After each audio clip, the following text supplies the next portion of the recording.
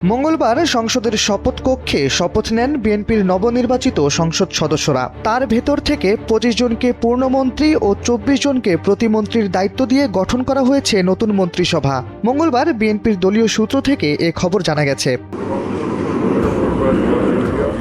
পূর্ণমন্ত্রী হিসেবে আছেন বিএনপির জ্যেষ্ঠ নেতা মির্জা ফখরুল ইসলাম আলমগীর, আমির খসরু মাহমুদ চৌধুরী, সালাউদ্দিন আহমেদ, ইকবাল হাসান মাহমুদ, হাফিজ উদ্দিন আহমেদ বীর বিক্রম, আবু জাফর মোহাম্মদ জাহিদ হোসেন, ডক্টর খলিলুর রহমান, আব্দুল আউয়াল মিন্টু, কাজী শাহ মোফাজ্জল হোসেন কায়কোবাদ, মিজানুর রহমান মিনু। এছাড়া আরও আছেন নিতাই রায় চৌধুরী, খন্দকার আব্দুল মুক্তাদির, আরিফুল হক চৌধুরী, জহিরুদ্দিন স্বপন, মোহাম্মদ আমিনুর রশিদ, আফরোজা খানম, শহীদুদ্দিন চৌধুরী অ্যানি।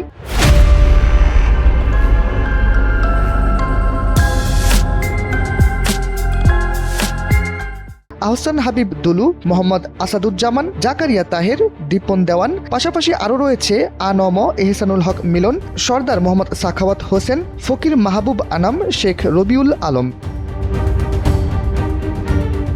প্রতিমন্ত্রী পদে আছেন এম রশিদুজ্জামান মিল্লাত, অনিন্দ ইসলাম অমিত, মোহাম্মদ শরীফুল আলম, শামা ওবায়দ ইসলাম, সালাউদ্দিন টুকু, কায়সার কামাল, ফরহাদ হোসেন আজাদ, মোহাম্মদ আমিনুল হক technocrat, Mir Mohammad Helal Uddin, Habibur Rashid, Mohammad Rajib Ahsan, Mohammad Abdul Bari, Mir Shahe Alam, Zonayed Psaki, Ishraque Hossain, Farzana Sharmin, Sheikh Faridul Islam, Yasir Khan Chowdhury, M Iqbal Hossain, M A Muhith, Ahmad Sohel Manjur, Bobby Hajjaj, Ali Newaz Mahmud Khayyam, Nurul Haque Noor.